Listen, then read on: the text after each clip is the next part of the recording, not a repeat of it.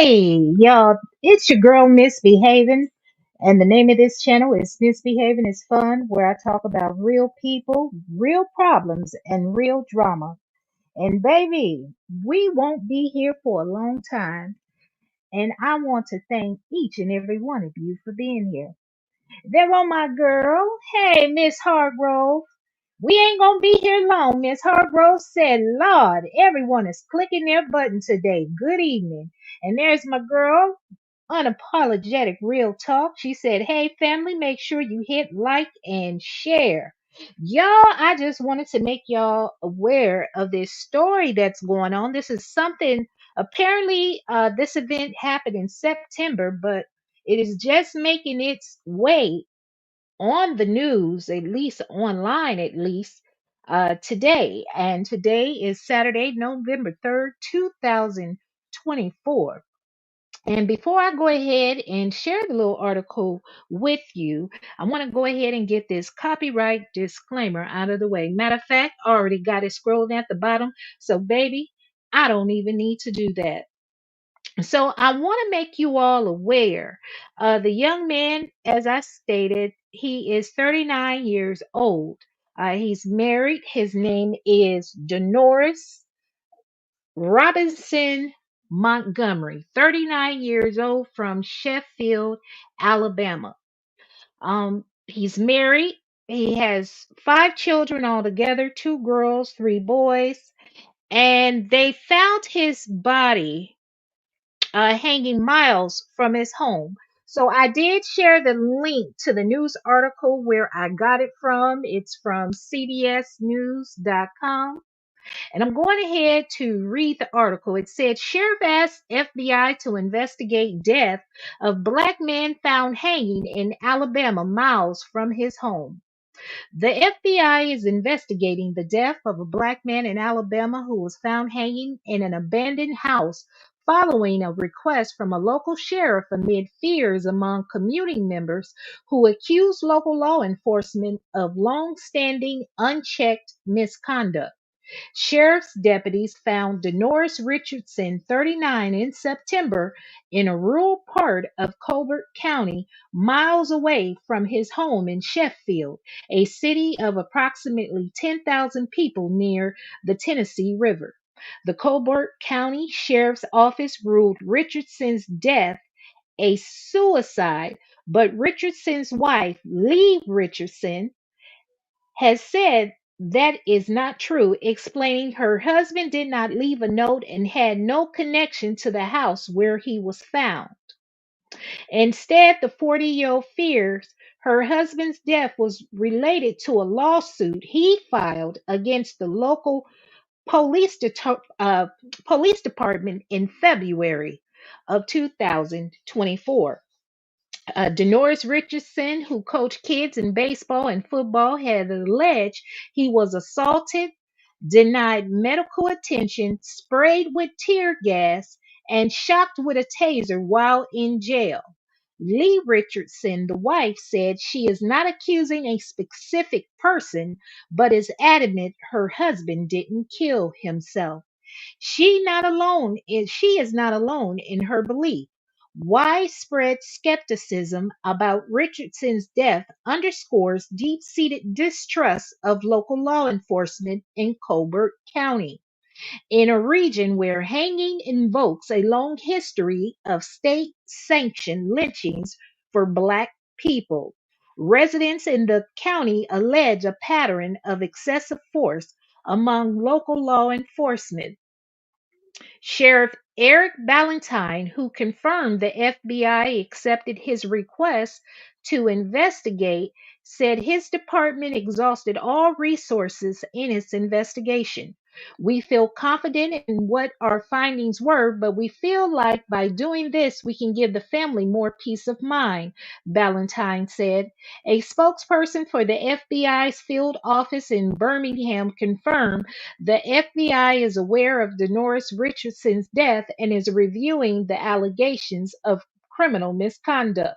The FBI is aware of the tragic death of Dennoriss Richardson and takes allegations of federal law violations seriously, a spokesperson of the FBI's national office told CBS News.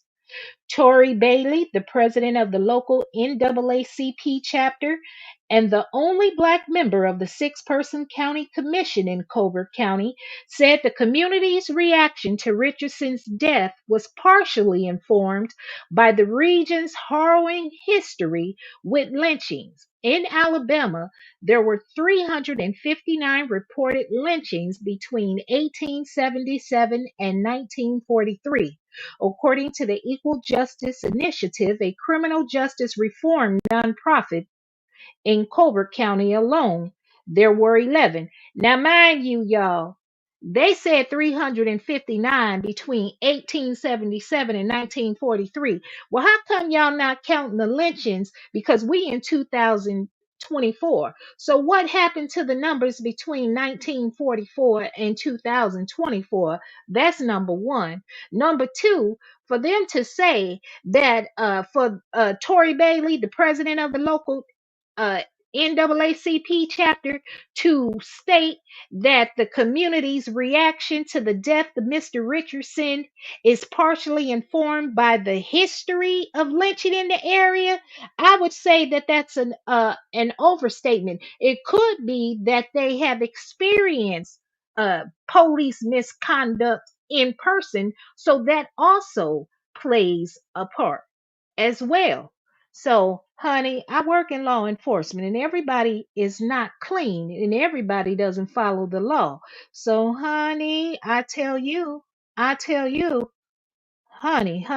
let me get on up over here. I know, look at them babies, okay? Young, 39, only 39 years old. And what happened, there's another article, the young man, what you say, unapologetic real talk? You said, I pray they find the truth and who are the ones behind this. Why go far away from his home and unalive himself? It doesn't make sense. Exactly. And I'm glad his wife is standing firm on that and not, falling for that. If somebody is trying to unalive themselves, they're going to do it right then and there. The wife said he wasn't depressed about anything. Now, his history, you know how they do in the media. They'll bring up the victim's past, anything that they've done. So, of course, they put it out there that he was arrested in February of 2022, allegedly for drugs. They confiscated money and some drugs. It was he and another gentleman that were arrested and placed in jail. And it was back in 2022 where Mr. Richardson alleges that he was abused and refused treatment. So he filed a lawsuit. Now, here we are 2 years later. Now, all of a sudden, it, they're trying to say that the man then took his own life. This man it then filed a lawsuit. So, yeah. And the wife said, they had no connection to the house wherever he was located. What'd you say, Miss Hargrove? He's black, so yeah, they'll mention criminal history. Exactly. Exactly. That's why I put none of the mention of that, of his history or what he was allegedly arrested for in the description. I just put, information about he and his family. And so, what else? Let me see. They say that Bailey said, now Bailey is the president of the local NAACP chapter. Bailey said, although there may be nothing to these accusations, it makes sense the community would have a visceral reaction to a black man hanging and want a more thorough investigation. She said, while some officers are trying to do the right thing, in her 12 years as NAACP president, she has documented and investigated many cases of excessive force in the county. There has long been a kind of disconnect between communities of color and law enforcement.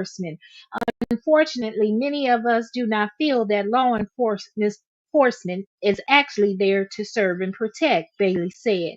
In 2020, the death of Robert Fuller, a 24-year-old black man found hanging from a tree in June in Palmdale, California, was ruled a suicide by the Los Angeles Sheriff's Department.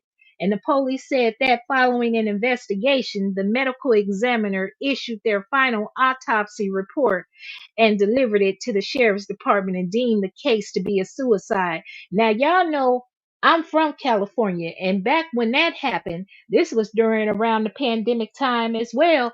And when that, well, actually, it wasn't even, well, you had, after George Floyd, we were rioting, and then you had the pandemic. But I remember when that gentleman, they said he took his own life, we disputed that thing because we said we don't know no black folks that just going around and unaliving themselves by hanging themselves with a rope.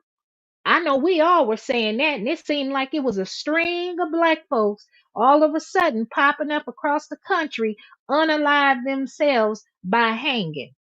But honey, yeah.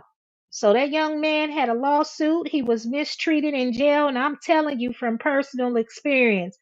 Uh, Look, what you say, Miss Hargrove, the NAACP can't be trusted in my area, baby. They can't be trusted nowhere. I'm telling you. We were just sitting on Lady D live. It's black politicians that do us in. That's why we don't have no legislations or laws that are passed to protect us. Cause baby, they ain't no good. But yes, you guys, I just wanted to come. I didn't want to be long with that. I just wanted to share that bit of information. Another young man, and he was married too. He was married. And they said that his body, it said the FBI is aware of the tragic death of Dennoriss Richardson and take allegations of federal law violations seriously. The FBI reviews allegations of criminal conduct for their merit and conduct further investigation if there is evidence of a potential violation of federal law. So they said they have taken his body, and his body has been sent to the Department of Forensic Science in Huntsville, Alabama. So it said the DA's office ordered an autopsy. The body was sent to the Department of Forensic Science in Huntsville, Alabama. The cause of death was suicide, Valentine said. Honey, you can't trust nobody because everybody got an amount and can be paid or bought off. What you say, unapologetic real talk? We are like sheep for the slaughter. Yes, ma'am. We are. They want us to be unless we fight back. Unless we fight that. But yeah, they want us. This don't make no sense. We don't have nobody out here that's fighting for us to protect us. And keep in mind that President Bailey is the only black person that's on the committee. And President Bailey want to keep their position on that committee. All right, y'all.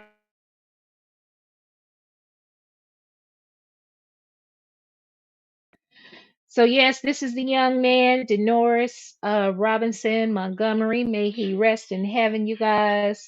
And I'm gonna go ahead and take this down. I want to thank you all for stopping by. It is 7:33. There are other shows and something to come on, but I just wanted to give y'all a little bit of reality. Maybe we'll hear more stories pop up online on YouTube about this young man. But it's mighty ironic. He was abused in jail, filed a lawsuit to protect himself, and now, mysteriously, he is no longer here on earth. That's why a lot of those inmates, patients, or whatever, they're inmates when they're locked up, but as a medical professional, we refer to them as patients.